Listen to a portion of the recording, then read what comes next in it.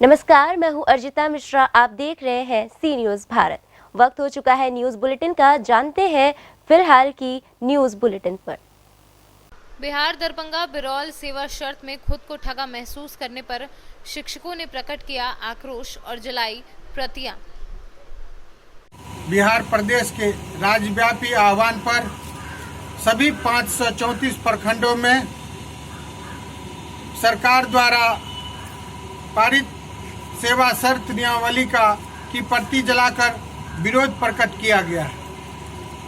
हम लोगों के 78 दिन के लंबे हड़ताल को कुचलकर सरकार ने जो चाइनीज सेवा शर्त मंत्रिमंडल से पास कराई है, उसका हम लोग विरोध करते हैं और सरकार को सचेत करना चाहते हैं कि अभी भी समय है, पुनर्विचार कर हम लोगों को पुराने शिक्षकों की भांति सेवा शर्त लागू करे, पुरानी पेंशन लागू करे, राज्यकर्मी का दर्जा दे।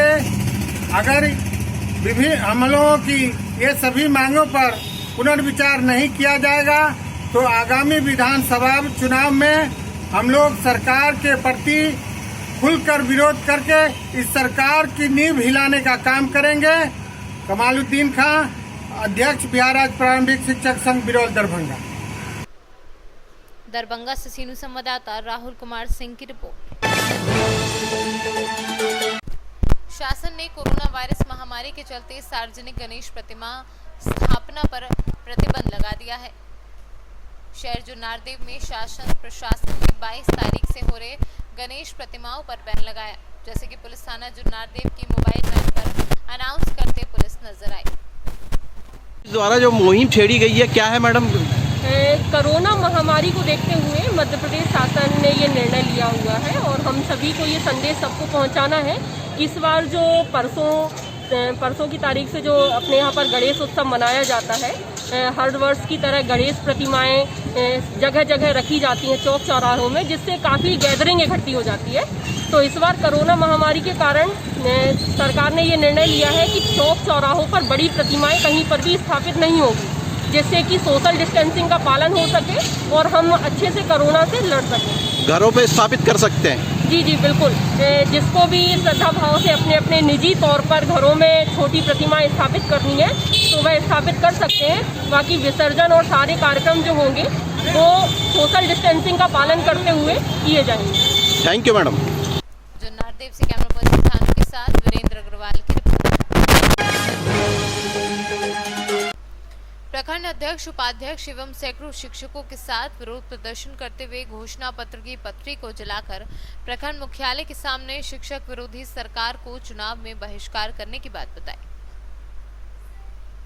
शिक्षकों को देख रहे हैं सर, प्रपत्र के साथ खड़े हैं प्रखंड मुख्यालय में, क्या बात है सर, बताना चाहेंगे? देखिए, जहाँ तक शिक्षकों का खड़ा होने की बात है तो बरसों से हम लोग जो है सो इस ताक में, इस उम्मीद में थे कि बिहार के शिक्षकों का जो बदहाली है ये राज्य सरकार जल्द से जल्द दूर करे। कई बार वादा खिलाफी कर चुके, सुप्रीम कोर्ट के द्वारा भी इनको दिया गया, हाई कोर्ट के द्वारा भी इनको दिया गया कि भाई आप शिक्षकों का कल्याण कीजिए।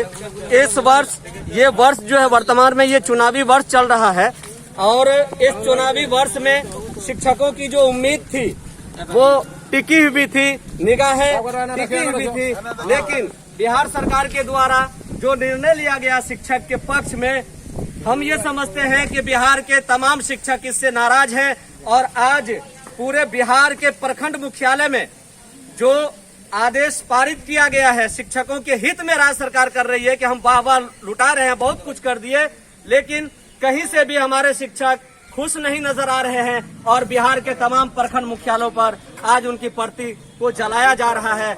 और इसके माध्यम से हम राज्य सरकार को आगाह कर देना चाहेंगे कि आप ऐसे शासक हैं बिहार के जहां के शिक्षक आपसे नाराज हैं और शिक्षक की नाराजगी बिहार को ले डूबेगी। याद रखिए, इसका खामियाजा आपको इसी बार इलेक्शन में भुगतना पड़ जाएगा। आप शिक्षक को कहीं से भी कमजोर ना समझें। अगर आप कहीं से शिक्षक को कमजोर करना चाह रहे हैं तो याद कीजिए, चींटी और हाथी वाली जो कहानी है वो याद आपको करना होगा, तब आपका जो है दिमाग वो जगह पर आएगी।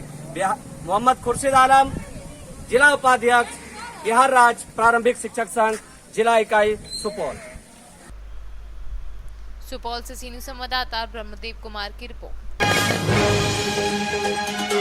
टीकमगढ़ जिले के मोहनगढ़ में उचित मूल्य की दुकान से राशन ना मिलने को लेकर तहसील कार्यालय में ज्ञापन सौंपा गया। ज्ञापन में बताया गया कि गांव में कुछ लोगों को खाद्य सामग्री दी गई, वहीं प्रधानमंत्री योजना का फ्री राशन ग्रामवासियों के लिए आया है व कार्डधारियों को लगभग 3 माह से वितरित नहीं किया गया, जिसको लेकर गांव की सभी महिलाएं एकत्रित होकर मोहनगढ़ तहसील कार्यालय पहुंची, जहां पर तहसीलदार को ज्ञापन सौंपा एवं प्रधानमंत्री योजना का फ्री राशन दिलाए जाने की मांग की। ज्ञापन देने वालों में करीब 300 महिलाएं उपस्थित रहीं। क्या नाम भाई? सखी बंस का क्या परेशानी है? हमें जब परेशानी है कि न सब किसी न शक्कर न चाव न मट्टी को तेल दिया में सब खड़े सही खड़े कितना चले जाए। इस विषय में आज आप कहाँ पर आई हैं? मोहना बस स्टैंड पे। तहसील में क्या हुआ? तहसीलदार ने सुनावे आए सब के तहसीलदार ने जाओ तहसीलदार के क्या नहीं सब तहसीलदार उन्होंने क्या आश्वासन दिया? उन्हें अभी तहसीलदार ही नहीं जाकर के तहसीलदार लिख के आवेदन दे रहा। कितने दिन से क्या होने? बिल्कुल नहीं मिल रहा है। 3 महीना से सबको फ्री बेटी हमें बंस का खोनी मिली रखन खोनी मिली। क्या समस्या है? जो समस्या है गल्लो नहीं मिल रहा, चावल नहीं मिल रहा है, हम क्या मजदूरी को कछु नहीं लगो, लॉकडाउन लगो, ये फ्री सबको बोला कन्या बेच रहा है, न चावल मिल रहा है, न दाल न अनाज, कछु नहीं मिल रहा। कितने दिन से नहीं मिल रहा? आधे मन खुंदा है, आधे मन खुंदा। आपको कितने दिन से नहीं मिला? 3 महीना। 3 महीना। मोहनगढ़ से सीनियर संवाददाता सुंदर अहिरवार के साथ गिरीश कुमार खरे की रिपोर्ट। टीकमगढ़ जिले के मोहनगढ़ अंतर्गत ग्राम राजेंद्र नगर में गांव के समीप कुछ शासकीय भूमि सुरक्षित थी, जिस पर गांव के सामूहिक कार्यक्रम व शासकीय कार्यक्रम होते थे। उसी सुरक्षित भूमि के कुछ दबंगों ने अपने कब्जे में लेकर उस पर अतिक्रमण कर लिया है, जिसका विरोध जब गांव वालों द्वारा किया गया तो दबंगों ने गांव वालों के साथ अभद्र व्यवहार किया और मारने पीटने की धमकी दी, जिसकी शिकायत सैकड़ों ग्रामीणों द्वारा तहसील मोहनगढ़ में आवेदन देकर तहसीलदार से की गई थी। लगभग 8 दिन बीत जाने के बाद शासकीय भूमि पर से न तो अतिक्रमण हटाया गया और न ही कोई कार्यवाही की गई, जिसको लेकर पुनः ग्रामीणों ने शासकीय भूमि पर से अतिक्रमण हटाने को लेकर प्रभारी तहसीलदार डॉक्टर अभिजीत सिंह से गुहार लगाई है। ग्रामीणों का कहना है कि दबंग शासकीय भूमि को हड़पने की मंशा से दिन प्रतिदिन अपना पैर पसारता जा रहा है और संपूर्ण मामले को लेकर प्रशासन मौन बना हुआ है। अब सोचने वाली बात यह है कि जब प्रशासन अपनी संपत्ति को सुरक्षित नहीं रख सकता तो दूसरों की संपत्ति कैसे सुरक्षित रहेगी। नाम दादा? जगदीश अहिरवार। अच्छा, कहाँ के हो? बेंदारी भाटा राजेंद्र नगर। अच्छा, आज आप तहसील आए किस विषय में? इस विषय में आए हैं कि हमने समस्त ग्रामवासियों ने आवेदन दिया था लगभग 1 सप्ताह पहले श्रीमान तहसीलदार महोदय को कि हमारे यहाँ हरिराम वंशकार एवं उनके परिवार वालों ने हमारे गांव की शासकीय जमीन पर अवैध कब्जा किया है, अतिक्रमण किया है। हम लोग उसको सुरक्षित चाहते हैं, मना किया जाता है तो वो उल्टे सीधे बोलते हैं और कब्जा नहीं हटाया, इसलिए श्रीमान जी से निवेदन भी किया था और आवेदन दिया था। उस संबंध में आज तक कोई विचार नहीं हुआ है और हम लोगों ने फिर से तहसील प्रांगण मोहनगढ़ में आकर के आज हम लोग आए हैं कि हमारे अतिक्रमण को तत्काल ही रोकने की कृपा करें और उसमें सुरक्षित की जाए। क्या नाम भाई साहब? मोहनलाल अहिरवार। आज कहाँ आए हो? आज हम तहसील आए हैं मोहनगढ़। किस विषय में? इस विषय में आए हैं कि 1 सप्ताह पहले हम लोगों ने आवेदन दिया था कि कुछ गांव के दबंग लोग और सरकारी भूमि पर कब्जा कर रहे हैं जो हमारे गांव के लोगों के काम में आएगी, और अभी तक कुछ कार्रवाई नहीं हुई है। हम श्रीमान तहसीलदार महोदय से चाहते हैं कि वो धीरे धीरे करके कुछ ना कुछ बनाते जा रहे हैं, कहीं पत्थर डाल रहे हैं तो कहीं झोपड़ी बना रहे हैं, ऐसा ना हो मकान हो जाए। हम श्रीमान से ये निवेदन करना चाहते हैं, पुनः पूरा गाँव आया है, पूरा ग्राम राजेंद्र नगर बेनारी भाटा आया है कि फिर वहाँ जाके और रोक लगा दी जाए तत्काल, जब तक निर्णय ना हो। श्री परमानंद अहिरवार। कहाँ के हो? राजेंद्र नगर बिंदारी भाटन। आज आप तहसील आए किस विषय में? इस विषय में आए हैं कि हम साहब से पूर्व में निवेदन कर चुके हैं। अब उसमें जो है हमने मतलब अपनी समस्या लिखित में भी प्रदान की है सर को कि हमारे राजनगर में जो सरकारी ज़मीन पड़ी हुई थी मतलब तो बहुत पूर्व से पड़ी हुई है, आज भी सरकारी पड़ी थी और एक किसी दमंग व्यक्ति ने मतलब उसके ऊपर अतिक्रमण कर उससे मकान बनाने के लिए इच्छुक हो गया है जी। तो हम उसे रोकने के संबंध में सर से निवेदन कर रहे हैं कि उससे अतिक्रमण हटाया जाए।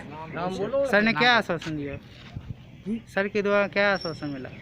सर के द्वारा ये आश्वासन मिला था कि आपकी समस्या हल कर देंगे, लेकिन वो अभी तक नहीं हो पाई मान लो। और वो व्यक्ति वहाँ कार्य निर्माण कर रहा है, इसलिए हम लग रहा है कि हो सकत मकान बन जाए तो फिर थोड़ी रुक सकत। टीकमगढ़ से सीनू संवाददाता सुंदर अहिरवार के साथ गिरीश कुमार खरे की रिपोर्ट। आजमगढ़ थाना पवई में आबकारी एक्ट में 172 शीशी अवैध शराब व एक मोटरसाइकिल के साथ 3 अभियुक्तों को पुलिस ने किया गिरफ्तार। आजमगढ़ से सीनू संवाददाता सीबी भास्कर की रिपोर्ट। आजमगढ़ थाना मेनगर में लड़की भगाने वाले वांछित अभियुक्त को पुलिस ने किया गिरफ्तार। आजमगढ़ से सीनू संवाददाता सीबी भास्कर की रिपोर्ट। खबर शादियाबाद से है, जहां शादियाबाद थाना परिसर में मुहर्रम व गणेश चतुर्थी को लेकर क्षेत्राधिकारी सूरज यादव व सीओ राजीव द्विवेदी ने शांति समिति की बैठक की। इस दौरान कहा कि कोरोना महामारी को लेकर आए हुए शासनादेश के अनुसार मुहर्रम व गणेश चतुर्थी नहीं मनाई जाएगी। इस दौरान ना ही मुहर्रम में ताजिया बनाई जाएगी, ना ही गणेश मूर्ति बनाई जाएगी। इस दौरान सभी धर्म के लोग बैठक में काफी संख्या में मौजूद रहे। मीटिंग की गई, किस संबंध में मीटिंग की गई है? आज ये जो मीटिंग की गई थी आगामी त्योहारों को देखते हुए, आगे गणेश चतुर्थी और मुहर्रम का त्यौहार है, तो इसी क्रम में दोनों ही पक्षों के और गणमान्य व्यक्तियों को और सभी धर्मगुरुओं को बुला करके ये मीटिंग ली गई थी और सबको त्यौहार को कैसे मनाना है। अभी तक जैसे इस कोविड महामारी को देखते हुए जैसे अन्य त्योहारों के साथ संयमित रूप से सभी लोगों ने मनाया, उसी तरह से इस त्यौहार को भी सभी लोग संयमित रूप से मनाएं और इसी वजह से ये त्यौहार ये मीटिंग बनाई गई थी और शासन के जो निर्देश थे उनको बताने के लिए ताकि वो सभी तक पहुँचे, इसलिए मीटिंग आज आउट की गई थी शादियाबाद थाने में। गाजीपुर से सीनियर संवाददाता हसन खान की रिपोर्ट। गोंडा तरफगंज पकड़ी बाजार से थाना तरफगंज को जाने वाले मार्ग पर ग्राम सभा मनहना एवं बंगरहनपुरवा पेट्रोल पंप के बगल रोड पर बना भयंकर गड्ढा। गाड़ी मोटर आने जाने में बहुत परेशानियों का सामना आने जाने वालों को करना पड़ रहा है। कुमार, ये जलभराव कब से है? ये जलभराव बहुत दिन से, लगभग 2-3 साल से है। जब जब बारिश होता है तब तब जल भर जाता है और जल भरने के बाद इतनी दिक्कत होती है, जब भी कोई गाड़ी आती जाती है तो लगता है कि अभी पलट जाएगी या कहीं दलकन सा हो जाता है और आने जाने में बहुत परेशानी होती है।